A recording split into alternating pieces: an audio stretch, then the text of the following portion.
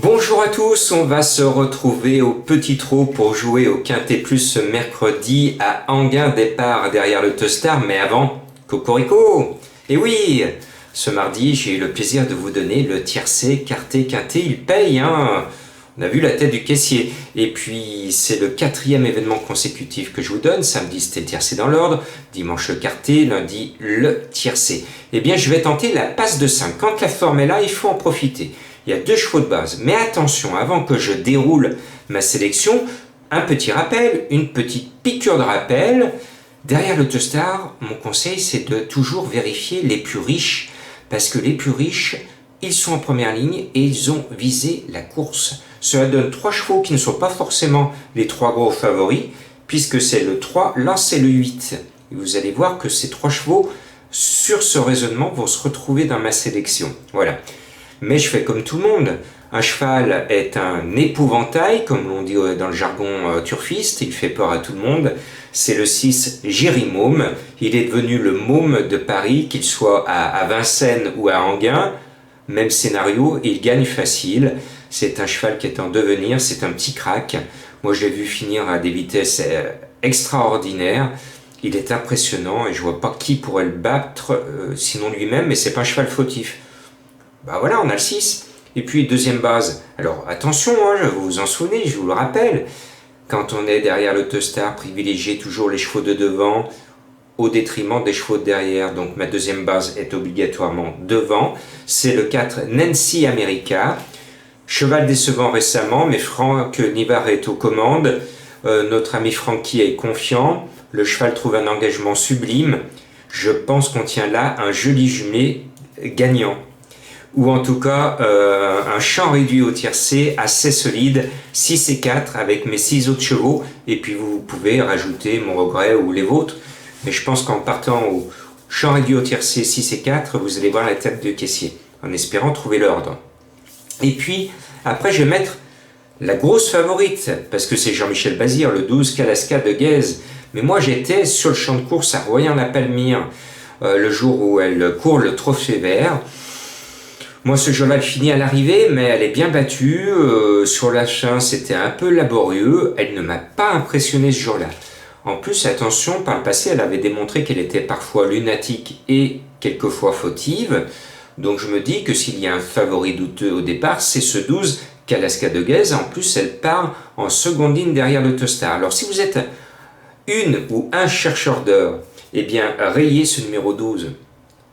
Après, pour ceux qui veulent plus de sécurité, on met Bazir. Hein. Vous savez, JMB, c'est quand même le plus talentueux de nos professionnels. Et puis, je reprends le 15 Calvin Borel. Il me manquait sur mon ticket quand il a fait une énorme entrée après 2 ans de farniente. Il avait gagné la queue en trompette. Dernièrement, je pensais qu'il allait doubler la mise et puis il a subi le contre-coup de cette très très belle rentrée. Il n'était pas aussi bien que le jour de sa première victoire, mais il a figuré à l'arrivée, je ne lui en veux pas, et comme il reste en énorme retard de gain, et qu'il aime la piste d'Enghien et le départ à l'Autostar, je me dis qu'il ne va pas taper loin. Il pourrait même, je dis peut-être pas gagner, parce que Jérimôme m'impressionne, mais il pourrait finir second. Alors attention à lui. Et puis mon coup de cœur, je l'ai choisi en première ligne et vous le savez, mes coups de cœur, j'aime bien qu'ils soient à des cotes croustillantes. Eh bien, j'ai trouvé du 17 contre 1 en vous donnant le 8 Cocktail Juligno. C'est un cheval qui m'a donné raison cet hiver. C'est un cheval que j'aime bien. Alors vous allez me dire, Jean-Marc, il a tiré le numéro 8 tout à l'extérieur. C'est pas un bon numéro, mais il vaut mieux être au 8 à l'extérieur qu'au 15 derrière en seconde ligne. C'est quand même mieux à choisir. Et surtout, rappelez-vous que cet hiver, il m'avait donné raison en gagnant un tiercé sur 2100 mètres derrière le Teustar à Vincennes. C'était le 3 janvier. Il battait un super lot ce jour-là. Et je pense qu'il retrouve donc sa distance de prédilection. Eh bien, pour moi, il a une première chance. Et c'est lui qui va corser les rapports. Après, je mets un autre cheval que j'aime bien.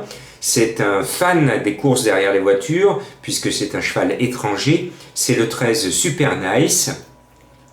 Le cheval va se donner à fond comme très souvent et on peut le suivre en confiance. Après, moi j'ai des oreilles, on parle beaucoup de discours joyeux las. C'est un cheval qui est en train de passer un peu à côté de sa carrière depuis pas mal de temps. Il est plus brillant que tenace, c'est-à-dire qu'il donne beaucoup d'espoir à son entourage. mais on le voit rarement à l'arrivée. Écoutez ses performances, distancé 11e, 6e, 8e, distancé 12e, 0 et 4e. Ça veut dire qu'il n'a jamais fini ces derniers temps dans les 3 premiers. Ben, ça, c'est pas bon. Donc, favori douteux, on en parle. Alors, normalement, il devrait se réveiller, car je sais que l'entourage est confiant que le cheval vient de montrer des progrès. Mais c'est loin d'être un coup sûr. Et puis, après, je me suis crêpé le chignon avec Madame Colombo, qui elle voit Crêpe de Satin, le numéro 2, c'est son cheval. J'ai failli le mettre, et puis j'ai soupesé le pour et le contre, et finalement, Crêpe de Satin, c'est la seule crêpe que je n'arrive pas à digérer. Je ne digère toujours pas sa victoire à Vichy. Sur une course marathon, elle avait fait des bulles, et tout d'un coup elle gagne, et après elle se remet dans sa baignoire et elle fait des bulles. Bloup, bloup, bloup. Donc Crêpe de Satin, non, je la digère pas, donc je la mets pas. Et puis j'aurais pu mettre Classe de l'Oriole, qui est mon regret. Mais Classe de l'Oriole, elle aussi, elle est un peu vieillissante et elle m'a souvent déçu, notamment dans les quintés, on en parle beaucoup et puis elle est rarement là. Alors Jean-Marc, il a suivi sa méthode que je vous ai indiquée au début de cette intervention, c'est les plus riches. Et le plus riche, c'est tout simplement le 3 As doré.